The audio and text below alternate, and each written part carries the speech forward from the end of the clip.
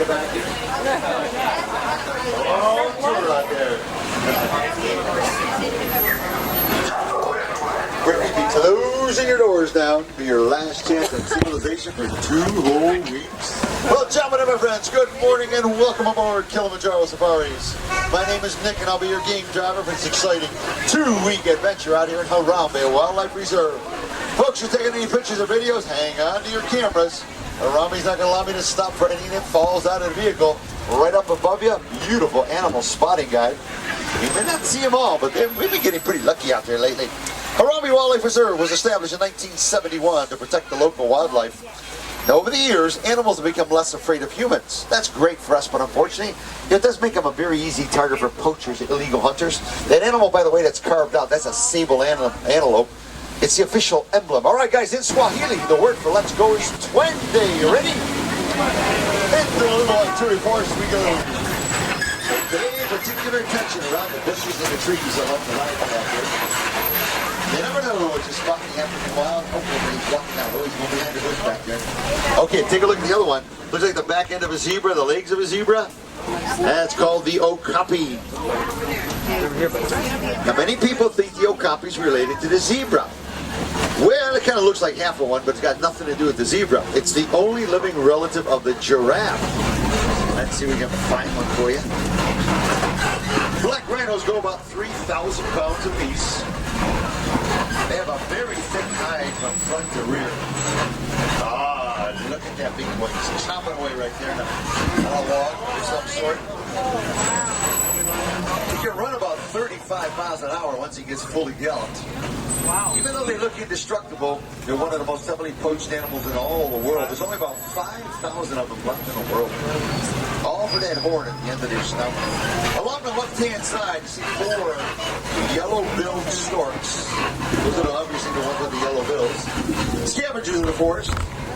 They love to eat fish, frogs, snakes, little birds. Yeah. Kind of a carnivorous bird. A couple of black and white birds coming up here on the left side. Those saddle-billed storks. These are the tallest, one of the tallest storks in Africa.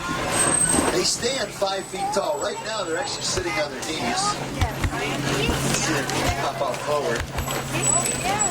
Their wingspan is over 9 feet. They get their name from that yellow saddle right on that bill. All right, to the south of the video. We're going to be looking for some Nile hippopotamus in this region. Now, as we come down the hill, once again, guys, make sure you stay seated for me. We do a little rocking and rolling up here. Don't want anybody getting hurt. All right, take a gander in the water to the right. Hippos. Oh, never mind. You don't have to look in the water. He's way up. You see that big pinkish brown spot? It's going to get bigger as we get closer. There's a hippo out of the water. Very unusual. That's funny. Now, considering they're about 85 pounds when they're born, how much do you think that big guy weighs? Over 5,000 pounds. He's 2.5 tons. Big, big boy. All right, here they are on the left side.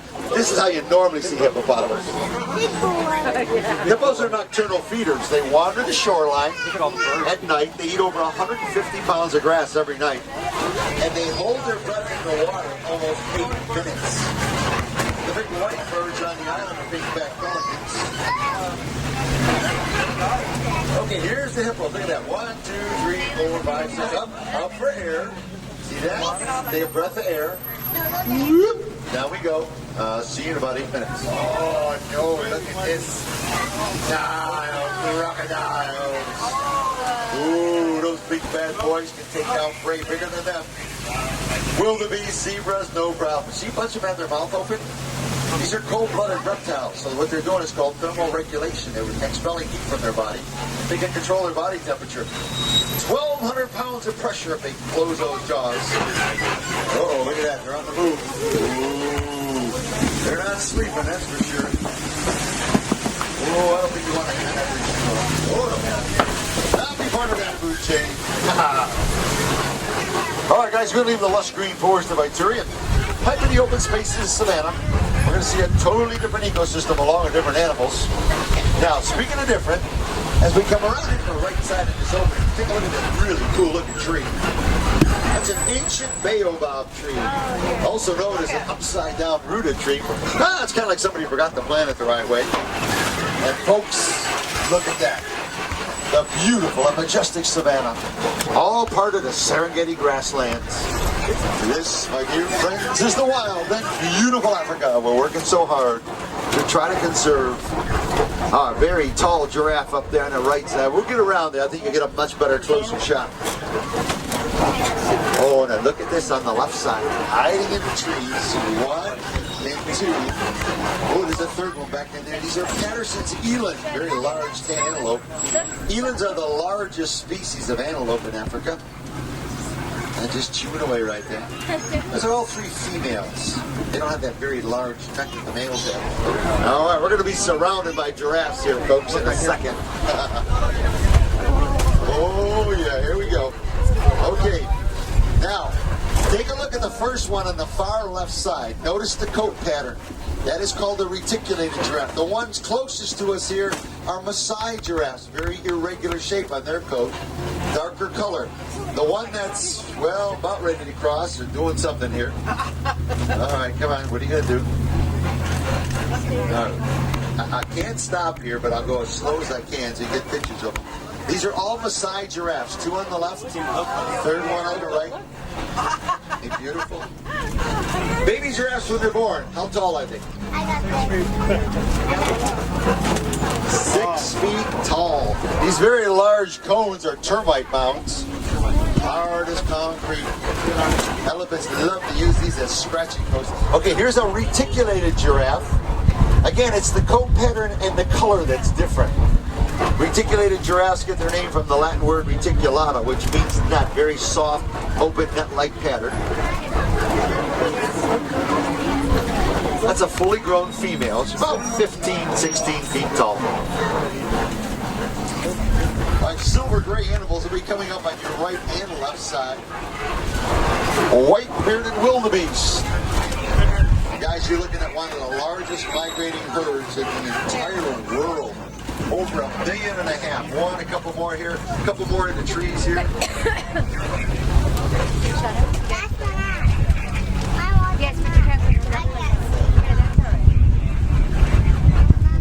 There's some big white horns coming up here on the right-hand side. They're going to be on the hill. They belong to the Ankole Cattle, also known as the Watusi cattle. Those horns, 5 to 6 feet in length. 20 inches in circumference. The one laying down is the male. Notice the horns are much thicker. I think the female has the prettier looking horns though. Those horns, by the way, are aerated, meaning they have the ability to pump blood into them. Helps to cool their body temperature down. It's almost like a radiator system. All right, to elephant country we go. Let's see what we can find going this way. Now before we get there, on the left-hand side in these rocks, it's home to a troop of mandrill monkeys. Mandrills are the most colorful monkey in the world. They have a beautiful blue and red nose with gold color hues on their faces. They're the largest monkey in Africa. They weigh about 100 pounds. But they're very, very shy. They don't like being on these rocks too much. Oh, look at that. There's a full elephant on the right side. Let me clear these bushes here. Hopefully we get a better shot. You never know what kind of job these locals do putting these bridges together. We're going to do this slowly, slowly. Oh, the excellent bridge. See better days. Listen to that. Ah, no problem. There we go. Whoa, guys. Whoa, shift to the right side. No, go back to the other right. Woo! Oh, look at that. That drop off. We can roll into that drop off with trees. Look at that. Woo! There was a close call. They never would have found us at it. We will not go back that way. No way. We'll take another road. Once was enough. Look at all the elephant tusk marks and footprints. You know, elephants actually don't eat red clay. To the red clay bits. Red clay has very essential minerals in it for them. Now, there's an elephant. There's a female elephant right here walking along. Notice how much smaller she is compared to that male you just saw. There's a few young ones right here. There's a female. You got a 3 or 4 year old right there looking at you. Oh, look at the little baby over there by the belly button cheek. A little baby bump cheek. Maybe about a year old.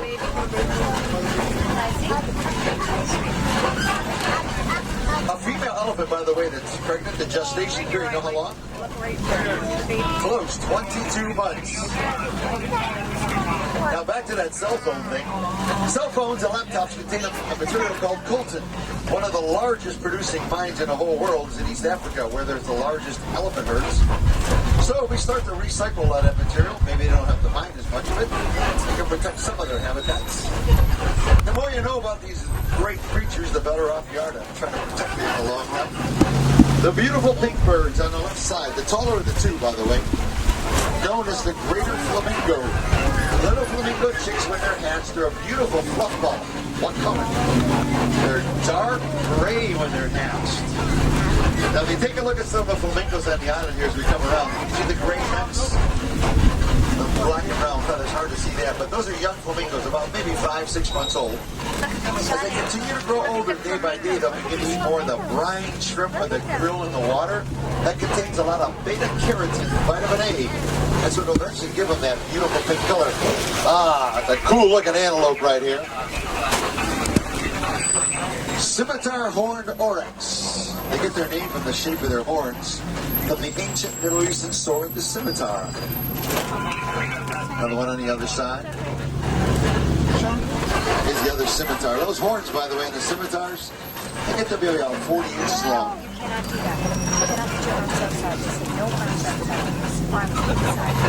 Now, from time to time when I roll down this way, you get to see some cheetahs crisscrossing. Look at that, right in between the rocks. Oh, one of the rocks, too. Look at that, beautiful, too. One coming out the other side. Look at that.